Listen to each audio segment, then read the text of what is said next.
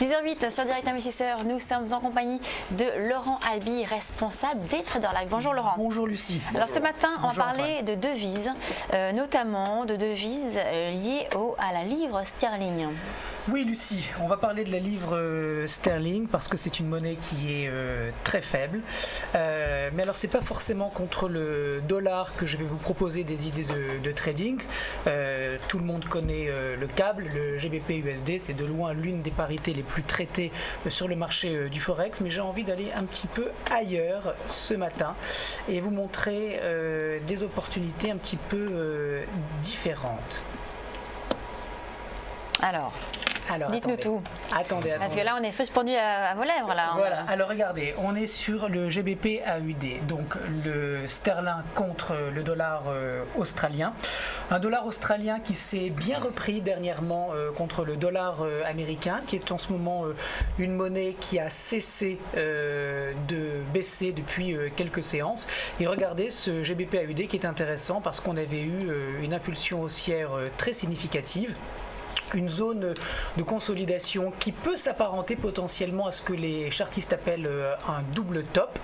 Autrement dit, vous voyez ces deux tests réussis à 1,86, 1,86,50 et puis le creux entre les deux tops à 1,81,06 a été cassé de manière très significative et par conséquent le double top a été validé.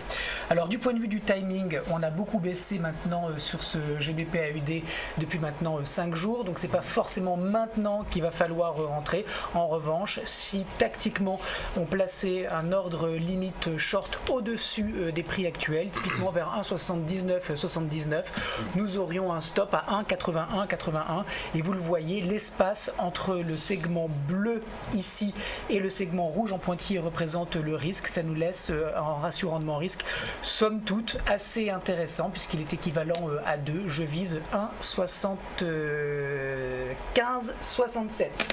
Alors, pour expliquer un petit peu la baisse de la livre, la semaine dernière, sur l'aspect fondamental, en fait, c'est Max Carnet, qui est le président de la BOE, qui a annoncé que la remontée de taux, qui était initialement prévue pour 2015, sera retardée, peut-être pour 2016 ou même plus tard. Et donc, ce qui a fait mécaniquement baisser la livre. Il est à noter cette semaine que demain, justement, il va y avoir des chiffres sur l'inflation et la croissance au Royaume-Uni.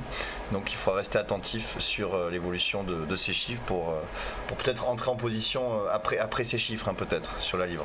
Je ne sais pas ce que vous en pensez, Laurent. Oui, alors le problème c'est qu'il y a quasiment tous les jours des stats qui sortent. Oui, mais là c'est des stats importantes. Oui, c'est vrai. Le PIB et l'inflation, c'est les statistiques les plus regardées. C'est vrai. Bon, le problème actuellement en Angleterre, c'est la hausse des salaires, la progression de la hausse des salaires qui est très faible et qui est en deçà de ce que le marché attend. D'où effectivement cette nouvelle modération, on va dire, de la BOE sur une possible remontée des taux. Bon, la livre, elle a été très attaquée, elle reste assez faible. Vous pensez que c'est un mouvement qui peut continuer sur du moyen terme ? Écoutez, je pense que la livre va en tout cas continuer de baisser jusqu'à la fin de l'année. D'accord. Après, en 2015, on va voir comment va se passer, quels seront les chiffres qui seront donnés par l'économie anglaise. Il y a un grand débat sur la vigueur de l'économie anglaise avec une bulle immobilière qui supporterait en fait toute cette embellie qui, d'après certains économistes, est artificielle. Bref, il y a un vrai débat sur ce qui se passe en Angleterre. Pour le moment, la livre, elle est faible. Par conséquent, on peut tenter ce short.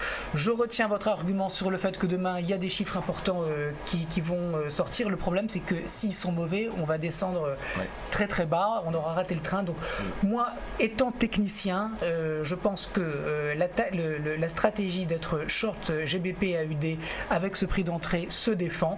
Maintenant, pour ceux qui veulent effectivement être plus prudents, alors peut-être que ça serait une idée à mettre entre parenthèses jusqu'à ce qu'on ait les publications de la Banque d'Angleterre. En tout cas, sur sur des traders live, nous on rentre le trade en machine, on est short. Au niveau actuel donc. Non, au-dessus, à 1,79,79, c'est ce que j'expliquais tout à l'heure, c'est-à-dire qu'on rentre un ordre limite au-dessus du marché. Si on a un petit pullback, je pense qu'il faut rentrer parce que regardez Antoine, on a quand même une dynamique qui est bien négative et par conséquent, tant qu'on ne repénètre pas ce niveau de 1,81,08, pour moi, le schéma reste négatif pour ce cross.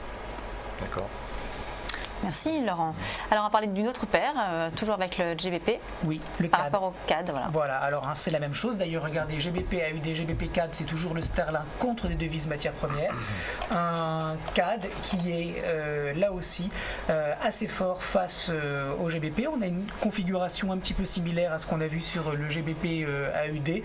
Si on avait, mais ce n'est pas le cas pour le moment, mais si on avait un pullback sur les 1,78,17, ben ça serait pour moi une opportunité formidable de rentrer short sur ce cross. Le problème, c'est qu'on risque de ne pas avoir ce petit pullback, le GBP étant très faible. Mais en tout cas, voilà, on a rentré sur des traders live un ordre limite short à 1,78,17. Le stop est à 1,78,99 et on vise 1,75,39. Si on a la chance d'avoir une petite respiration, on va essayer d'en profiter. On va parler du yen maintenant, toujours par rapport à la livre. Oui, parce que regardez, on a une livre qui s'est fortement appréciée face au yen, qui pour le moment a consolidé pendant plusieurs séances et puis qui repart à la baisse, donc une livre qui reste une monnaie faible. On est sur un niveau de support potentiel, mais regardez la bougie, elle est quand même très négative. Dans les premières heures de la matinée, on a une livre qui a tenté de repartir à la hausse, mais observez cette mèche haute qui montre que les cambistes sont vite revenus contre la devise anglaise qui est actuellement en train d'essayer de casser, de rompre ce support de très court terme. Autrement dit, c'est du swing trading. Si on avait un petit peu plus tard dans la journée une confirmation de cette cassure de support, je pense qu'on pourrait viser les 178 yens 47. Là, c'est un trade avec un ratio rendement risque de 1,2, 1,3. C'est moins intéressant que les précédents, mais bon, c'est toujours sur le même thème de cette livre sterling qui est très faible. Et jouer le livre face au yen, c'est plus intéressant que jouer le dollar face au yen ? Eh bien écoutez, le dollar me semble beaucoup plus fort que la livre, donc ça se discute. Ça peut tout à fait, regardez, faire l'objet d'un trade divisé en deux, la moitié sur le dollar, l'autre sur la livre. Ceci dit, regardez, on a une livre qui... Mais pas dans le même sens alors. Voilà, c'est ça. C'est-à-dire qu'on a une livre qui s'affaiblit vraiment face au yen, on a un dollar qui ne s'affaiblit pas, mais je retiens un petit peu la remarque de Lucie, parce qu'on ne le voit pas à l'écran, mais on a un dollar yen qui progresse, mais on a un RSI, regardez, qui fait une petite divergence. Donc on voit que potentiellement le dollar fatigue un petit peu face au yen, donc pourquoi pas, plutôt que de jouer le GBP-JPY sur un seul trade, le diviser en deux, avec un signal qui est en train d'être lancé sur le GBP et un signal qui n'a pas encore été lancé sur l'USD, mais qui pourrait arriver, puisqu'on voit bien qu'on a une décélération très nette de la progression du dollar face au yen. Alors maintenant, on va revenir à un actif dont vous nous parlez de temps en temps, il s'agit du T-Note. Oui, parce que le T-Note, alors attendez, je vais vous le mettre peut-être, voilà. Vous voyez que nous sommes sur un actif qui est dans une progression positive. On a une belle polarité puisque on est revenu après ces sommets à 130 points sur ces précédents sommets à 126 points. On s'est bien stabilisé sur ce niveau de résistance qui devient support, et puis on est en train de repartir. Alors là aussi, on n'a pas soit on rentrait tout de suite sur le support. Maintenant, ça fait 3 jours que les prix progressent. J'attendrai plutôt de voir si on franchit ce petit niveau de résistance à 127 points, et si c'est le cas, on pourrait rentrer à l'achat sur le T-Note avec un target à 128,80. On joue en fait la tendance qui reste haussière. Et si on avait sur les indices américains une petite consolidation, ce qui ne serait pas étonnant vu que ça fait maintenant 3-4 jours qu'on a des doji, autrement dit des prix qui clôturent quasiment au même niveau que les prix d'ouverture, on pourrait avoir un regain d'intérêt des investisseurs pour laisser passer ce petit retour de la volatilité sur les indices actions, d'aller sur des produits plus sûrs, autrement dit le T-bond ou le T-note. Merci Laurent. Un dernier actif très rapidement, en quelques secondes. Maintenant, peut-être parler du cacao. Oui. Est-ce qu'il y a quelque chose d'intéressant à faire?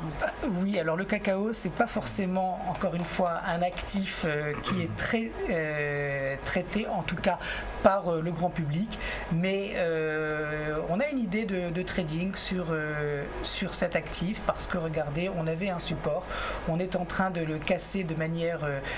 alors on l'a cassé assez nettement vendredi, on revient un petit peu, si on regarde le cacao du Life, c'est un petit peu la même chose.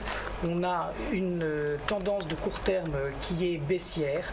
On avait une zone de consolidation latérale qui a été cassée, dont le support a été cassé. Par conséquent, on peut jouer ce courant vendeur sur le cacao. Le stop se place à 1945 et on vise 1793. C'est un marché, juste pour terminer, qui est quand même assez liquide, donc qui peut tout à fait s'entreprendre sur des contrats ou sur des CFD. Parfait. Merci Laurent. Merci, Laurent Lucie. Alby, responsable des Trader Live. On marque une courte pause. On se retrouve dans quelques instants.